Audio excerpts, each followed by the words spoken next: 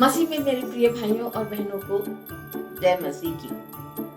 आप सभी को बड़ा दिन और क्रिसमस की हार्दिक हार्दिक शुभकामनाएं, बधाइयां और ढेर सारी प्रभु यीशु मसीह के जन्मदिन पर आशीष।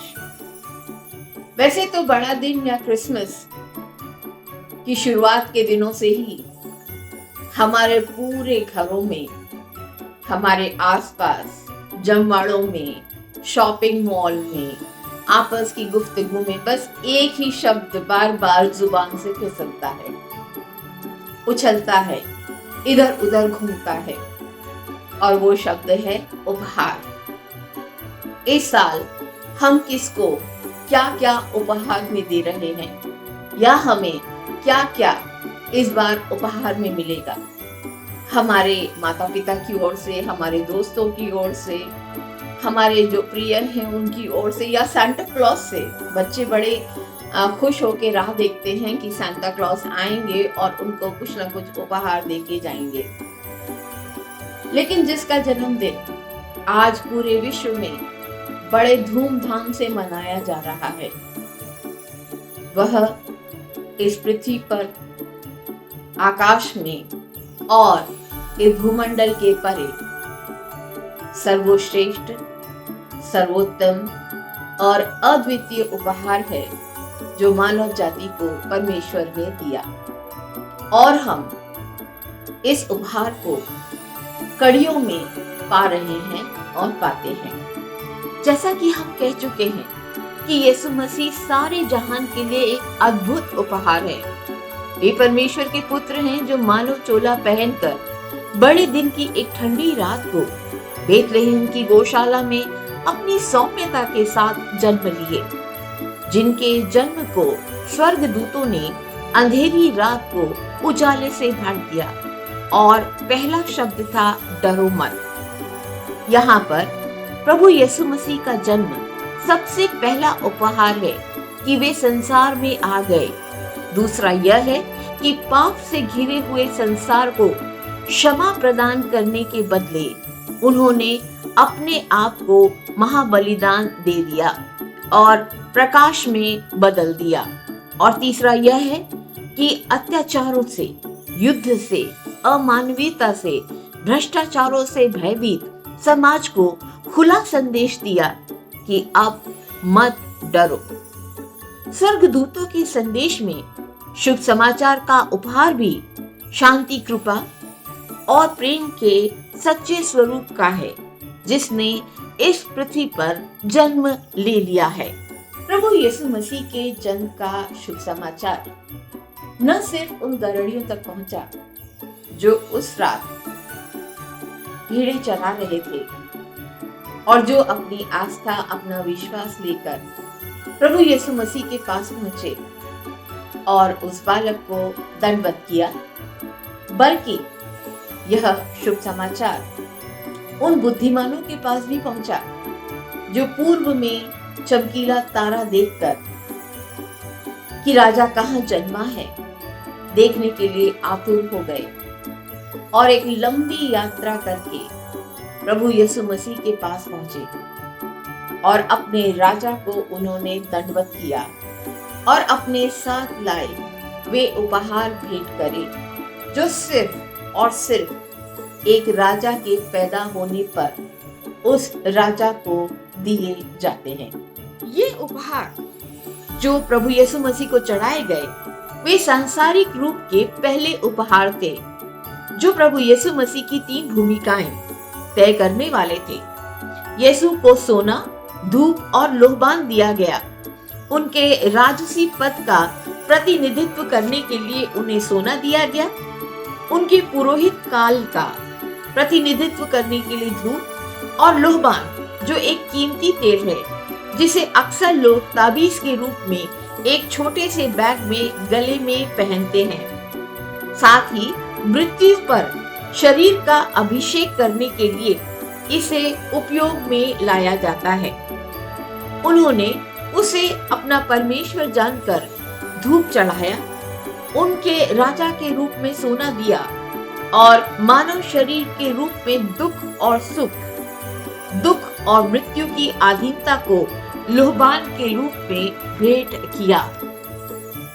पवित्र शास्त्र कहता है कि आशा, प्रेम, प्रकाश और जीवन जहां है वहां पर परमेश्वर की योजना और उद्देश्य पहुंचेगा। ये बुद्धिमान ज्योतिष लगातार 2 साल तक चलते रहे, खोजते रहे और वो चमकीला तारा उनका मार्गदर्शन करता रहा। परमेश्वर की योजना और उद्देश्य के रूप में यह चमकीला तारा उन्हें लगातार निर्देशन करता रहा। अनुग्रह का यह सुसमाचार शून्य में नहीं दिया गया। स्वर्गदूतों ने भी इसे उन लोगों को दिया जिनके शुद्ध हृदयों में परमेश्वर का वास था। यह तारा विश्वास योग्यों को उनके राजा के पास ले गया। हो सकता है कि दुनिया को उनका एक तारा देखकर राजा की खोज करना मूर्खता लगे, लेकिन वे अपने जीवन की तीर्थ यात्रा में सफल रहे। अब प्रश्न यह उठता है कि यूहन्ना 1:14 में जिस उपहार का वर्णन परमेश्वर हमसे करते हैं वह परमेश्वर ने हमको दे दिया। प्रभु यीशु मसीह हमारे बीच में मानव चोला पहनकर आ गए ताकि हम उसमें बने रहें। लेकिन क्या आपने कभी सोचा है कि आपने प्रभु यीशु मसीह को क्या उपहार दिया? परमेश्वर को क्या उपहार में दिया? यदि आपको सिर्फ केवल एक उपहार प्रभु यीशु मसीह को देना होगा तो वो क्या होगा? प्रभु यीशु मसीह तो ये कहते हैं कि जो कोई मेरे पीछे आना चाहता है वो अपना सब कुछ त्याग दे और अपना क्रूस उठा ले और मेरे पीछे हो ले। पर यह सब कुछ करने के लिए हमें स्वयं बदलना पड़ेगा। हमें स्वयं वह हिस्सा बदलना पड़ेगा जो प्रभु यीशु मसीह की शिक्षाओं के अनुरूप नहीं है। और प्रभु यीशु मसीह की शिक्षाओं पर चलने के लिए हमें प्रभु यीशु मसीह की तरह नम्रता सीखनी पड़ेगी। हमें अपने आप को खत्म करना पड़ेगा, अपने आप को शून्य करना पड़ेगा। वैसे भी कहते हैं कि जब प्रभु यीशु मसीह आप में प्रवेश कर जाते हैं तो आप शून्य हो जाते हैं और इसी शून्यता में हमें एक स्वतंत्र इच्छा का उपहार भी मिला है।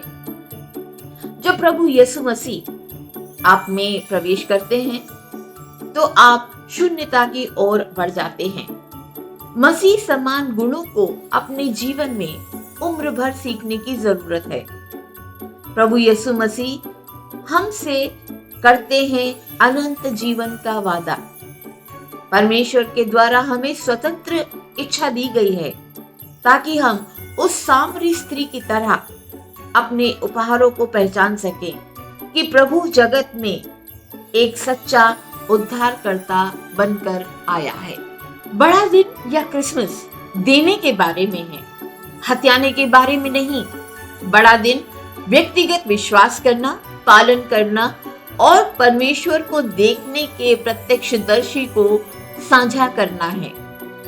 बड़ा दिन यानी क्रिसमस एक अंतर्दृष्टि है, महज एक अनुष्ठान नहीं है बल्कि वास्तविकता है।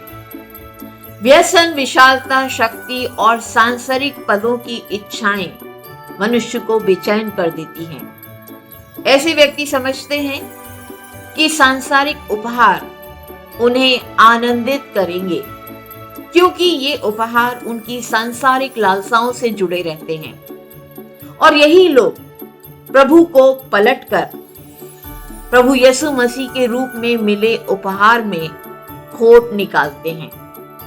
उन्हें परमेश्वर के द्वारा दिया गया यह उपहार यीशु मसीह के रूप में अच्छा नहीं लगता।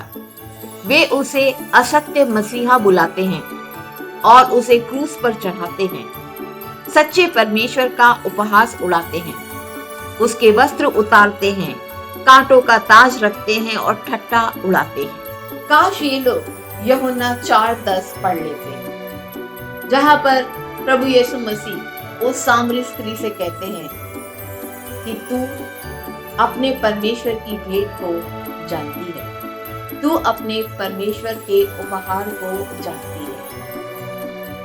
जो लोग प्रभु यीशु मसीह को अपने आप में स्वीकार कर लेते हैं, उनके शरीर में एक शक्ति भरी रहती है।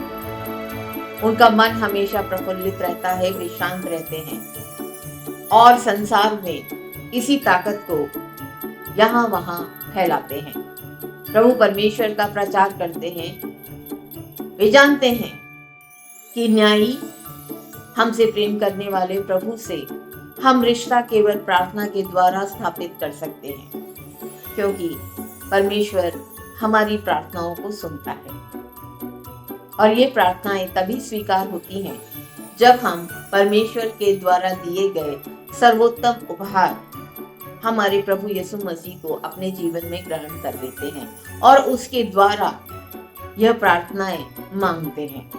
जैसा कि मैंने आपसे पहले भी कहा है कि बड़ा दिन एक व्यक्तिगत विश्वास है जिसे आपके और प्रभु के बीच में तय किया जाना चाहिए। जैसा कि रोमियो 14:5 में लिखा है, एक व्यक्ति एक दिन को दूसरे दिन से अधिक पवित्र मानता है तो दूसरा हर दिन को एक जैसा मानता है।